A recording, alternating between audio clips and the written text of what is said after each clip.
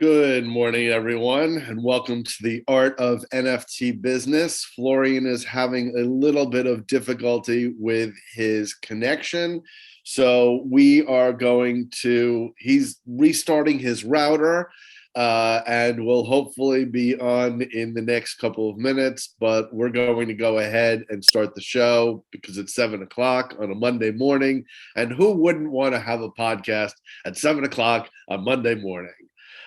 Maybe you're driving to work, maybe you're just starting your day and got your coffee, but let's go ahead and get into it. So first of all, as we always do, Florian normally takes this part, but I will say this part. This is not financial advice. We are not financial advisors. If we have guests on the show, those are purely guests. We don't have a guest today, thankfully. But when we do, we are not making an endorsement. We are simply interviewing those NFT projects. Speaking of which, if you are an NFT project that is in the Miami area, or you are an NFT artist in the Miami area, and you are going to be in Miami Monday, April 18th, we are going to do a show from an actual studio. So Florian and I normally are not in the same location. He is either in France or Miami. I am in New Jersey. And so this is going to be a great opportunity for us to get into a studio and interview an NFT project. And we would love to hear from you. Go ahead and DM us at the Twitter account for Trigonal Gallery. The news. Ukraine has launched the NFT Museum of War. The Ministry of Digital Transformation in Ukraine has started an online NFT museum aimed at preserving the timeline of major events, starting with the Russian military invading Ukraine.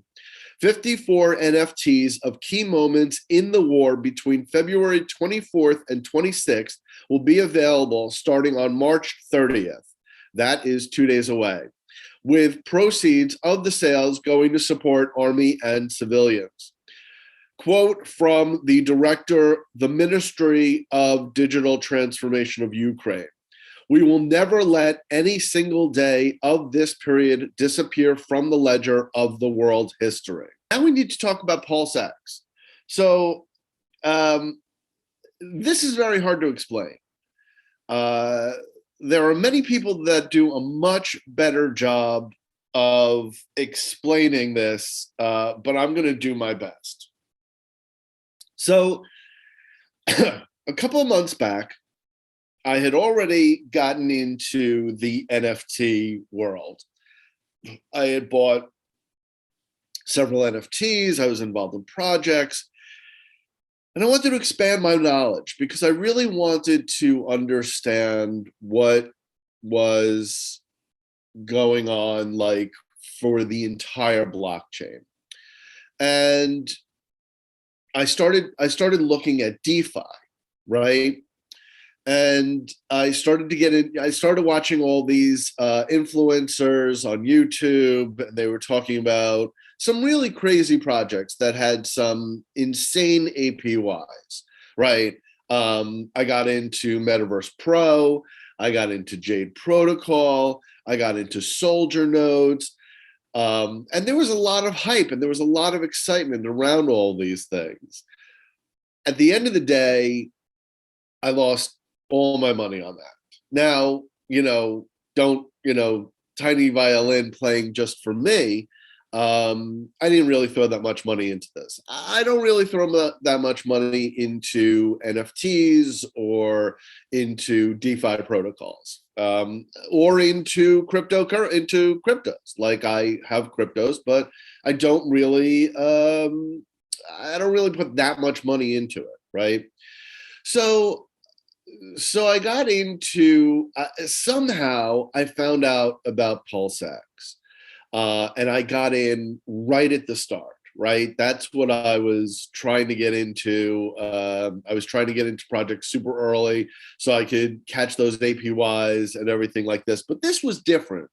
PulseX was completely different. So first of all, Richard Hart, who is the creator of Hex.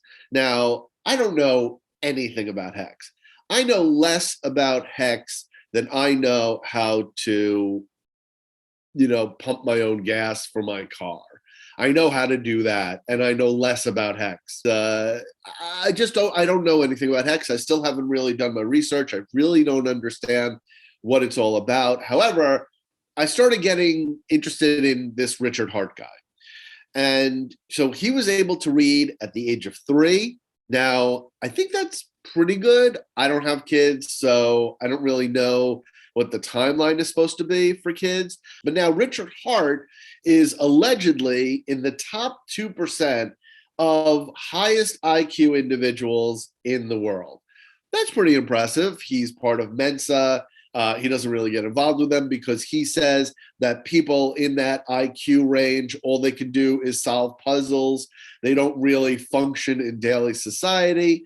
He had this very interesting interview where he was talking about, it was just a very interesting interview. If you want to check it out, it's Richard Hart, How a Billionaire is Making People Rich with Crypto, with Lin May from Link Up TV Originals.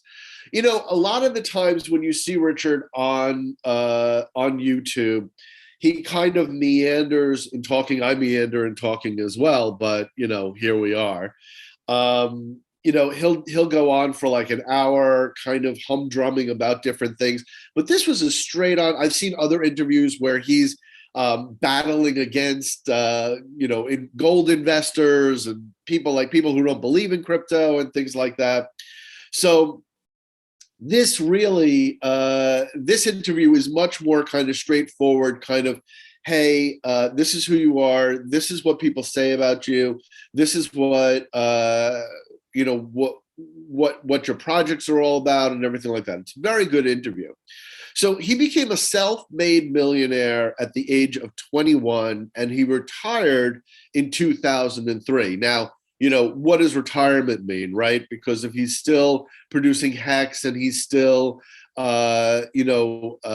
now producing PulseX, these are projects that he has to be involved in. I'm sure he has a huge team working on this, but he's got to, manage things, right? Whether he's managing things daily, whether he's managing things weekly, he needs to make sure that the project is moving forward. And he's certainly doing all of his YouTube events. He just did one last night that I have to watch after the show.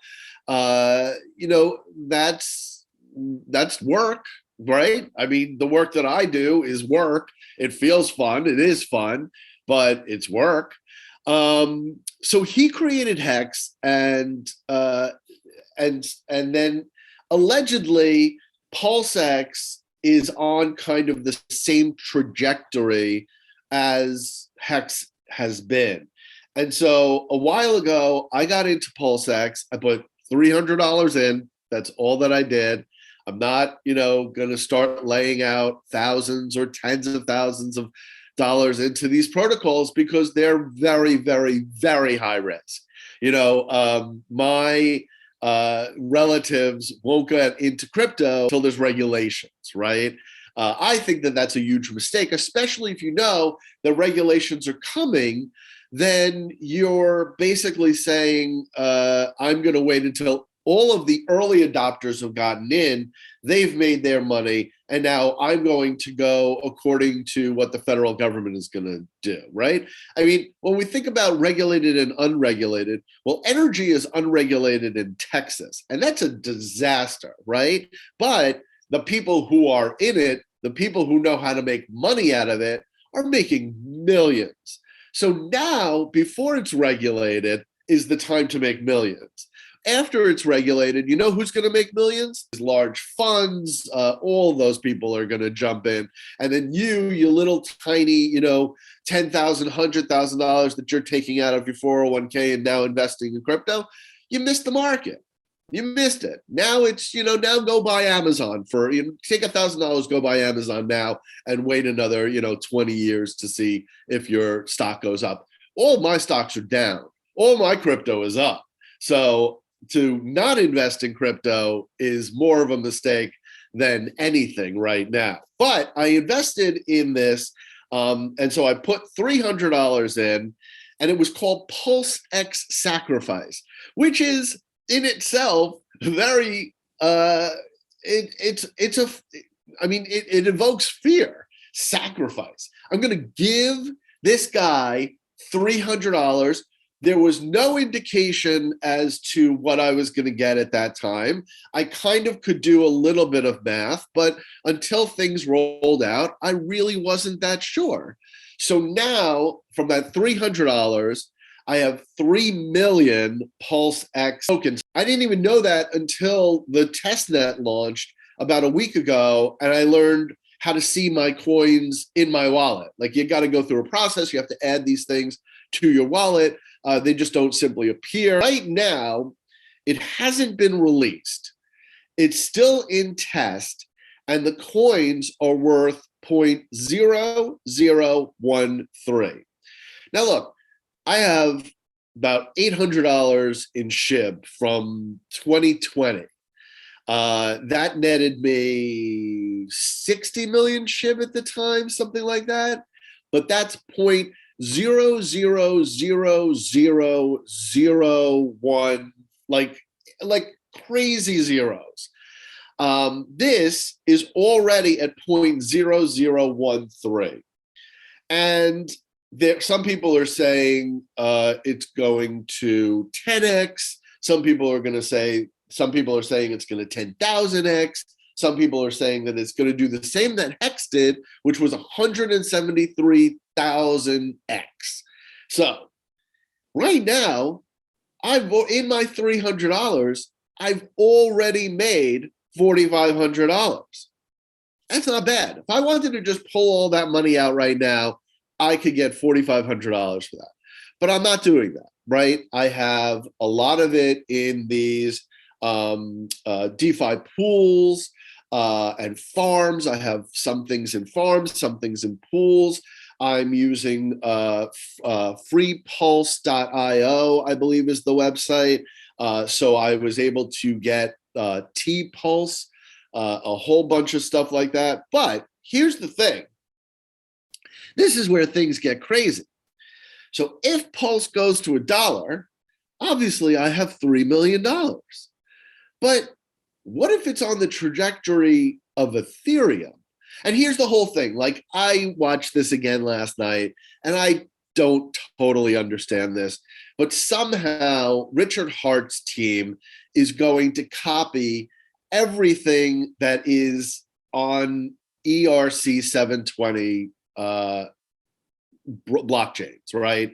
So Ethereum and Polygon and all of these things. Now, I don't understand this. I don't understand how, if I have 1,000 Ethereum in my wallet, how he's then going to make that 2,000 Ethereum. And then how, if I have my NFTs, my ERC 720 NFTs in my wallet, how he's also going to duplicate that. I don't understand that part. They're explaining that. Look, I just don't understand. But this crypto and being in blockchain right now is a leap of faith. I always talk about that Indiana Jones movie. What is it? Indiana Jones and the Holy Grail, or something like that, or whatever it was called, where he had to take a leap of faith, and the bridge that is the leap of faith is there, but it's painted in such a way that it's camouflaged so you can't see it, right? And you have to take that leap of faith. And that's what crypto is. That's what NFTs are. That's what DeFi protocols are. You have to take this leap of faith. So if it goes to $1, that's wonderful. But let's say that at 173,000% increases. That number then means that I invested $300 into something that is going to make me over. I'm just going to put it this way because you guys don't want like the full numbers. Over $700 million. Now that's insane. That's crazy. Now, what do I plan to do with it, right? Because obviously what's going to happen is this is all going to launch. People are going to go crazy. it's going to skyrocket, then it's going to come down, then it's going to level off. And then, 10 years from now, it'll be where Ethereum is. Maybe, right? I mean, look, if it goes to $2, here's what I'm doing. I already have 1,500,000 coins in various pools and farms, right? So what I'm going to do is I'm going to take 500,000 coins and sell that at the top, because that should net me a couple of $1 million. And hopefully, who knows where the top's going to be, right? But I'll catch it as it's coming down. So if it goes up to 11 and I sell the 500,000, coins, and I wind up making, I don't know what that is, $20 million, I'm going to be super happy with that. Whatever it makes at the top, I'm going to sell and then be happy with that, and then let the rest of this just sit there. So that's where I am with PulseX. A, I don't really understand it. B, I'm not a DeFi person. I'm not like a financial person at all. I have an art degree. I have a master's of science degree, so I'm a computer scientist, and I have an MBA, and I'm an entrepreneur, so I start companies. But I hire people to do the accounting. I hire people to do the math. So for me, PulseX is just kind of like, I don't go to Atlantic City down to Las Vegas or anywhere like that. I don't gamble. This is my gambling. This is me putting in $300 and maybe making $1 billion. Who knows? But I'm very excited for this. I keep checking it every day. I think it's going to be super cool, whatever it winds up to be. And look, there are people that are called hexagons, right? And they are dedicated to Hex. They've put their money in. They've locked it in for like 5 years or so. That's not the case with PulseX. You don't have to lock it in for that amount of time, but a lot of people's lives have changed. So do I think you should get into PulseX now?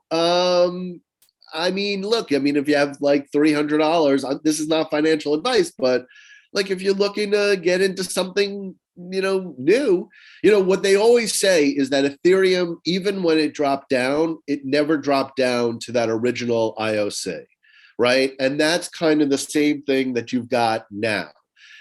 My $300 couldn't really buy 3 million coins right now. I guess it could if I spent, 0.0014. But who knows? Who knows? You got to be in it to win it. That's what they say at the lottery, right? Again, I just want to mention one thing. We are going to be in Miami, both Florian and I. We're going to rent studio space, podcast studio space in Miami. If you are an NFT project or you are an NFT artist in the Miami area, please contact us, DM us at Trigonal Gallery, and let's talk about getting you on the show for that episode. If you liked this content, please give it a thumbs up. Please subscribe to this channel as we grow it. And there are many, many more things that are coming up in the near future to talk about, and we're going to have a lot of fun with that. Okay. Thanks so much, guys. Have a great day. I will talk to you later.